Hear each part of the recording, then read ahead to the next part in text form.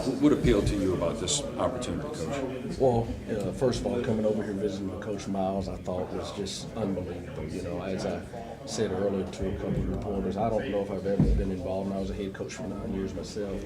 With a head coach that can go on a depth chart and know the intimate details of player by player, what they're about, and I met with the secondary this past week, one at a time, and boy, everything he said about him, he's got a great feel for our football team, and the resilience that our team had in that last game, watching them against Georgia Tech, when everybody had them down for the count. I mean, even myself, you thought, they won't. That same, we've all played against Georgia, and that same offense, rushing for 400-something yards the week, in their last game against Georgia's defense.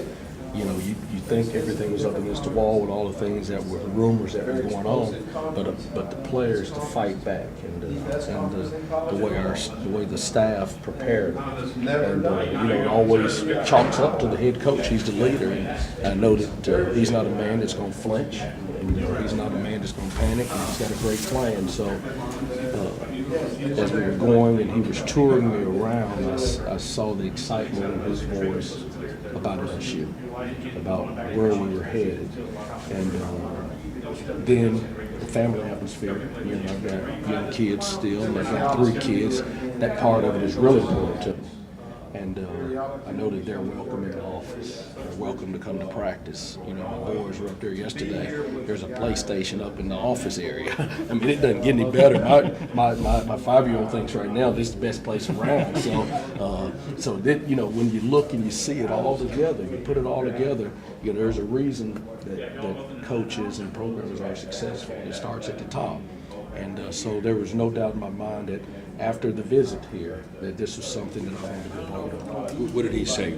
Coach, this is what I need you to do with this secondary. Well, you know what he did? He really went and he didn't say nothing but positive things, and he went through the depth chart and everything about every player that he saw.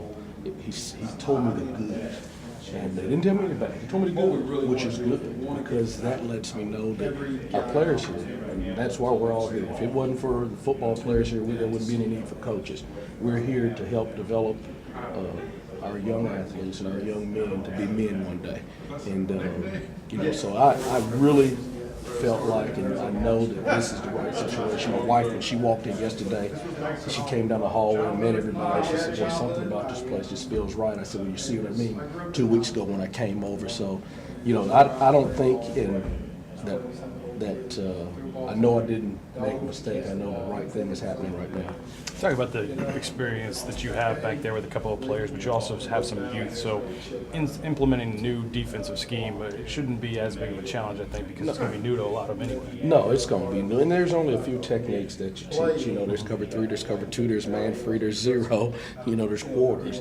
When you base it, that's it. Now, what weapons do we give our student athletes or the DBs? We have to give them some weapons. You can't always get up in a receiver's face and let him know that you're playing man. You got to get up in his face and play man. You got to get up in his face and squat and know you got 2 deep behind. You got to get up in his face and bail to know you wanted 3 deep. Just the same way you can't always be off a DB 8 yards. And they say when he's off, he's going backwards. You got to be off. You got to squat and play 2 deep. You got to be off. You got to squat and play catch man. You got to be off. You got to come and play 3 deep. That, along with receiver splits, quarterback mechanics, I think that's what's made, the guys that I've been around lately. And I just take my SEC years in the last 4 or 5 seasons, it's made those guys be successful. I haven't had the opportunity to coach all these 4 and 5 stars, but I can go back through the years with Jonathan Joseph, who was a first rounder, and Coach Simpson, who started every game the Buffalo Bills, and Fred Bennett, who's with the Houston Texans. And this year we had Captain Munlin and Emmanuel Cook come out. Last year those 2 were 2 all-conference guys as sophomores. So I do know that we can develop them and we can get them better.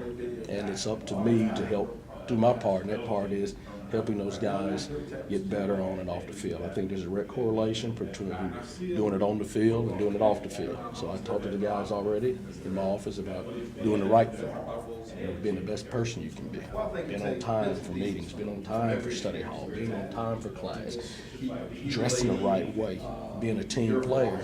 And those are the guys over the years that I've seen have success. And I share it with a couple of guys that I know we've got to change some attitudes that I can look, and I showed him a guy that I coached a few years ago that I thought was a clown, and I showed him his pro career, and it was 2 years. And I showed him where the best guy that probably was the latest round guy, and I showed him where he played 11 years because his attitude was right. So they all want to, everybody wants to move. Everybody comes to LSU, they want to have an opportunity to play in the league, but boy, what a great atmosphere we have for success for them in the classroom. I don't know if I've seen a better academic environment for a young person. So, this is definitely something special. I know that I've been blessed to be here, and this is something I'm supposed to be a part of. Coach, having been a head coach, and then coming back and being an assistant, how important?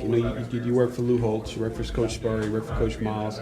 How important is the head man when deciding what assistant coaching position you're going to take? Well, the head, this time it was everything to me. I'll be truthful with you. It was everything because, I wanted to work for, number one, a great program if I was going to change jobs. I wanted to be with a guy who understands that family is important. Not the grind. I grind. I work hard. I'm up there late at night. I coach. But if my kids want to come by and watch practice, during our break, I can toss them the ball. Right. So I don't know, and I was just with a family man who's really good at that too. So I didn't want to leave one situation that wasn't family oriented to come to, and this is a big family oriented situation, and I'm definitely pleased about it. Great.